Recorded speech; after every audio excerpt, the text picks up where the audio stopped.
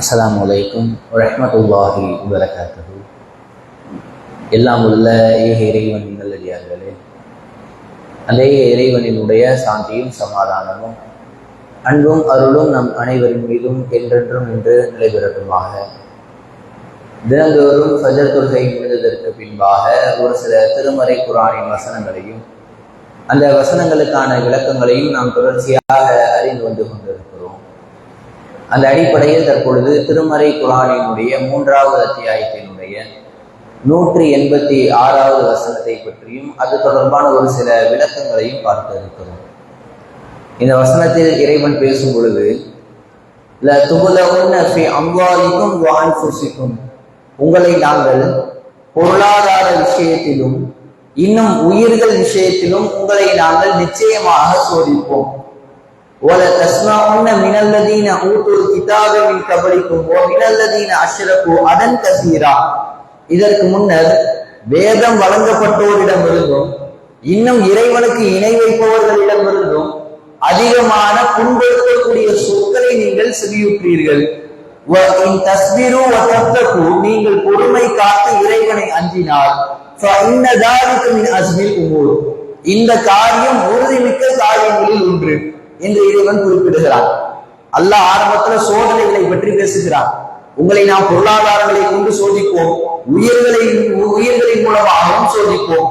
அடுத்து இறைவன் சொல்கிறான், உங்களை நோக்கி ஏராளமான விமர்சனங்கள் வரும். வேதம் வழங்கப்பட்டு உங்களை விமர்சனம் செய்வார்கள், உங்களுக்கு புண்படுத்தக்கூடிய சொற்களை பேசுவார்கள். அதே போன்று இணை வைப்பவர்களும் உங்களுக்கு மனம் புண்படும் வகையிலான ஏராளமான சொற்களை சொல்வார்கள். இந்த நேரத்தில் நீங்கள் பொறுமை காத்து இறைவனை அஞ்சி நடந்தால் அது மிகப்பெரிய உறுதிமிக்க காரியம் என்று இறைவன் குறிப்பிடுகிறார். பொதுவாகவே இன்றைக்கு பல பேரிடத்தில் இருக்கக்கூடிய ஒரு பிரச்சனை என்னன்னா, விமர்சனங்களை எவ்வாறு கையாள்வது என்பதை தெரியாமல் இருக்கிறார்கள்.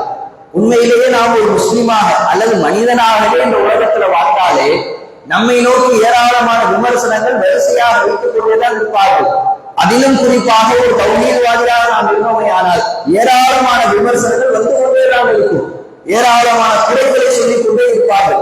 அந்த குறைகளுக்கும் விமர்சனங்களுக்கும் நாம் எவ்வாறு நம்முடைய நடத்தைகளை மாற்றிக் கொள்வது என்பதில் இன்றைக்கு மிகப்பெரிய ஒரு சந்தேகம் பல மக்களுக்கு இருக்கிறது.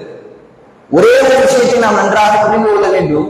நம்ம எந்த ஒரு விஷயத்துல குழப்பம் அடைஞ்சாலும் முதலாக நம்ம திரும்பி பார்க்க வேண்டியது திருமறை குர்ஆனையும் நபிகள் நாயகம் அவர்களினுடைய நபிமொழிகளை.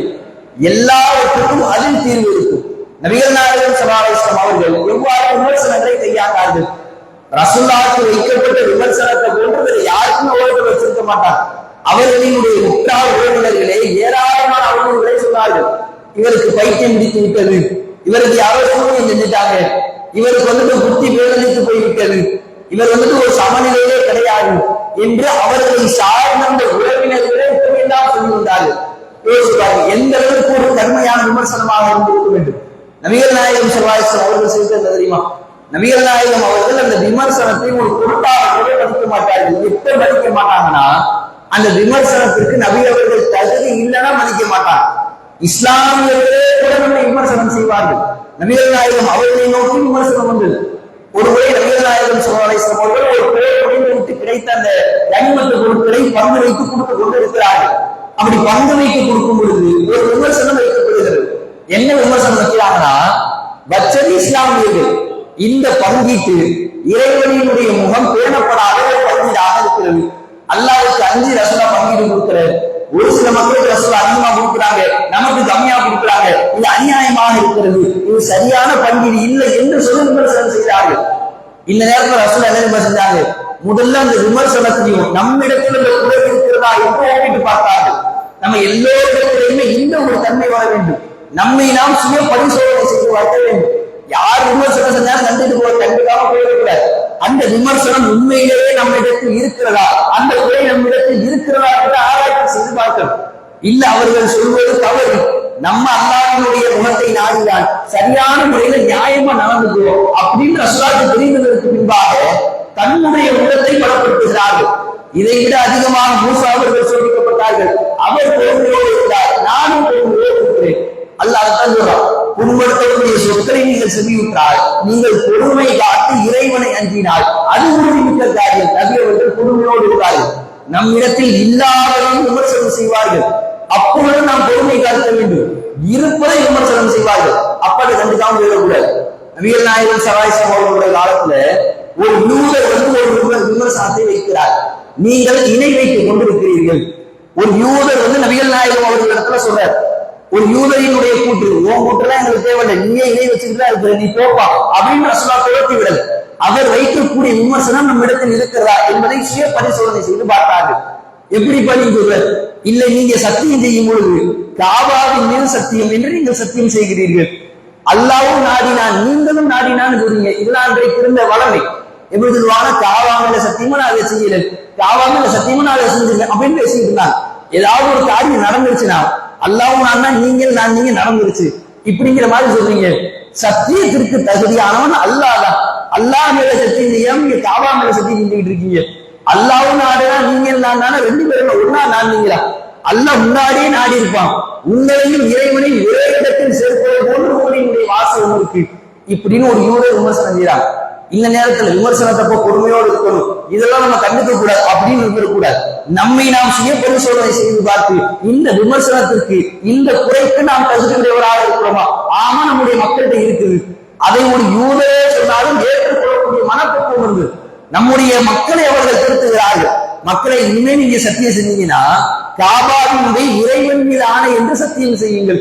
இனிமேல் நீங்க சொல்வதாக இருந்தால் அல்லாஹ்வும் நாடினான், அதன் பிறகு நாமும் நாடினோம்னு சொல்லுங்கள். விமர்சனங்களை இப்படித்தான் கையாள வேண்டும்.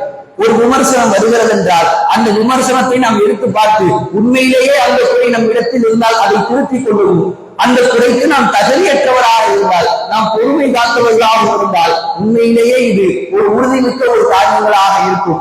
குறைகள் தொடர்ச்சியாக நம்மை நோக்கி வந்து கொண்டுதான் இருக்கும்.